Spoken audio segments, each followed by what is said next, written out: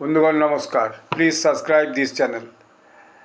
Saudi আরব, পাকিস্তান এবং তুর্কির একটা চুক্তি হয়েছে, আপনারা শুনেছেন। সেখানে আরও কিছু দেশ জয়েন করতে পারে, এরকম কথাও চলছে। কিন্তু এর মধ্যে যে খবরটা এসছে সেটা বড় মারাত্মক। সেটা হচ্ছে এই উপসাগরের দেশগুলোর থেকে প্রায় 25,000 পাকিস্তানি নাগরিককে ফেরত পাঠিয়েছে। এবং যে ফেরত পাঠিয়েছে সেটা হচ্ছে 1 মার্চ থেকে 13 জুলাইয়ের মধ্যে এই রিপোর্টটা এসেছে। এখন এই 1 মার্চ থেকে এই যে 13 জুলাইয়ের মধ্যে যতজনকে ফেরত পাঠিয়েছে তার মধ্যে সৌদি আরব ফেরত পাঠিয়েছে 15,000কে, 15,500 জন। এবং সংযুক্ত আরব আমিরাত মানে দুবাই, আবুধাবি, এরা ফেরত পাঠিয়েছে 3,803 জনকে।